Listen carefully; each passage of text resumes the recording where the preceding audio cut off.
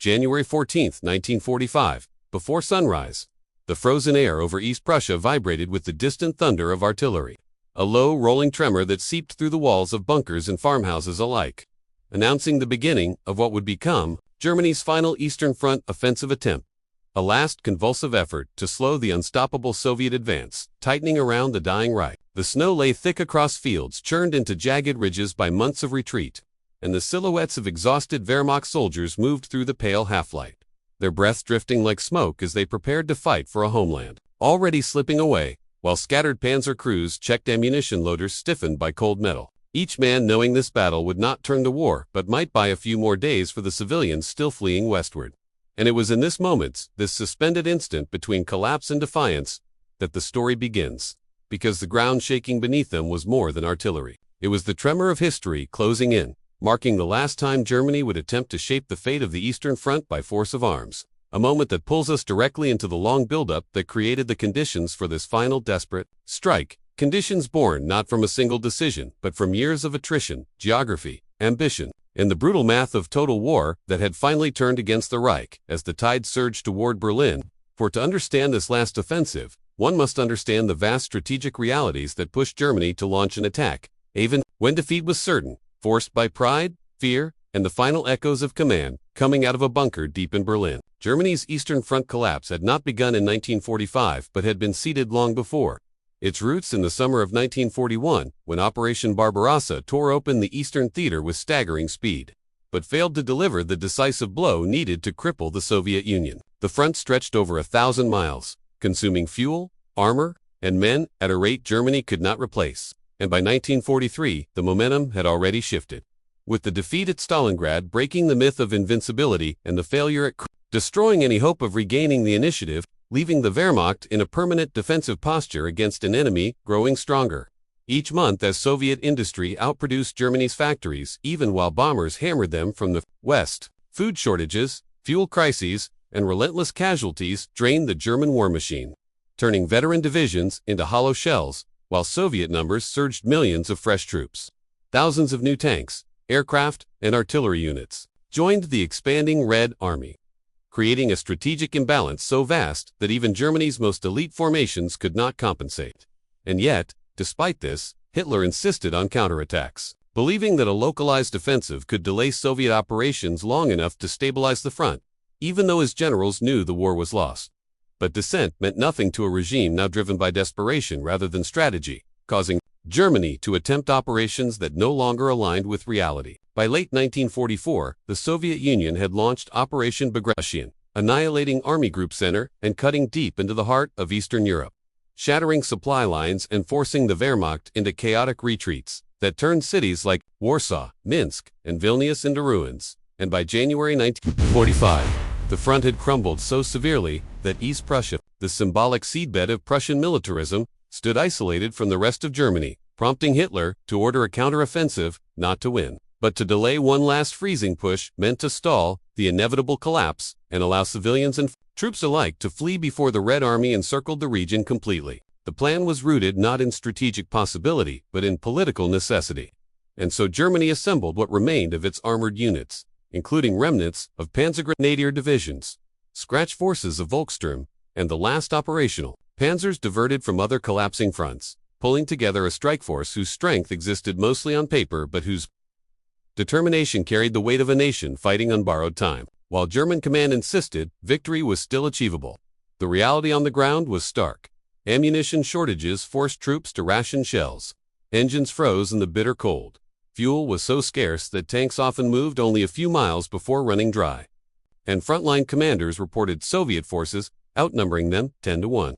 Yet despite these impossible odds, German soldiers prepared to launch an offensive they knew could not change the outcome, but might alter how the final chapter unfolded, driven by a mix of loyalty, fear, duty, and the instinct for survival, because surrendering to the Soviets brought its own terrors. The Eastern Front had unleashed horrors on both sides, and soldiers understood that falling into Soviet hands often meant death or captivity worse than death.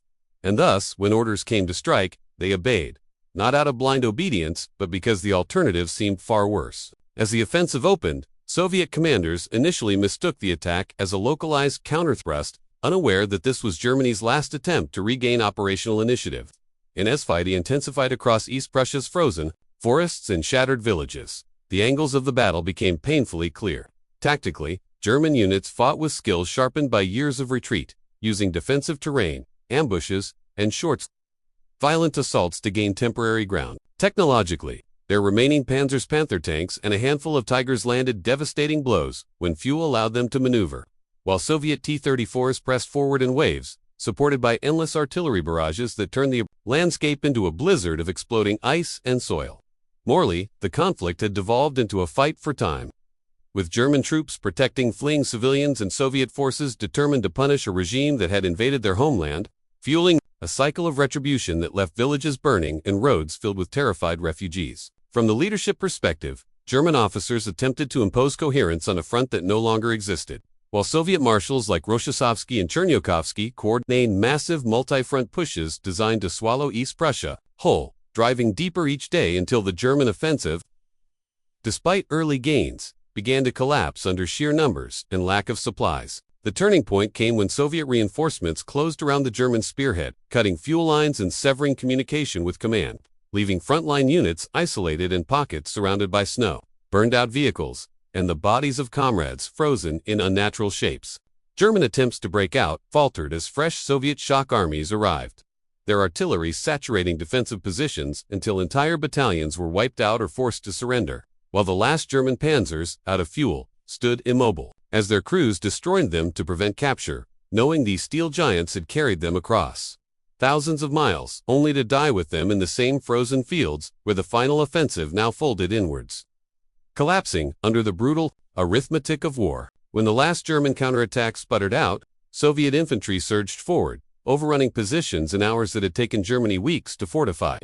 And with that, the final Eastern Front offensive ended, not with a dramatic breakthrough or a decisive stand, but with exhaustion, hunger, and the quiet realization among survivors that nothing remained between the Red Army and Berlin. In the aftermath, the consequences were immediate and devastating. German casualties mounted into the tens of thousands, entire divisions ceased to exist, and civilians fleeing westward clogged roads where Soviet aircraft strafed columns, turning the retreat into a scene of chaos and despair. East Prussia fell. Kingsburg was encircled, and the surviving German units that escaped did so shattered and demoralized, reporting losses that stunned even hardened commanders. Historically verifiable accounts from soldiers describe the offensive as a final breath from lungs already empty, a phrase echoing through post-war memoirs and military reports as an honest encapsulation of the futility shaping Germany's final military actions. Strategically, the offensive's failure accelerated the Soviet timetable, enabling the Red Army to redirect forces toward the Oder River weeks earlier than expected, which in turn hastened the fall of Berlin. Diplomatically, the devastation of East Prussia removed any lingering doubt among Allied leaders that Germany could continue fighting until late 1945, confirming that surrender was now a matter of months. Technologically, the loss of materials, fuel, and armored units ensured Germany could no longer mount significant resistance, collapsing any remaining defensive lines in the east. The offensive became the historical symbol of a nation unable to accept defeat yet unwilling to surrender, caught in the space between hope and destruction. And when the fires burned out and the snow melted over the graves of soldiers from both sides, a quiet truth settled across the ruined land. This final German offensive was not about victory but about delay, a last desperate signal from a collapsing regime that time had run out. Looking back, historians reflect on this moment as a stark reminder of the human cost of refusal, the price paid by soldiers and civilians when leadership denies reality, and the tragic momentum of war that continues long after its outcome is decided, leaving behind lessons that echo through generations at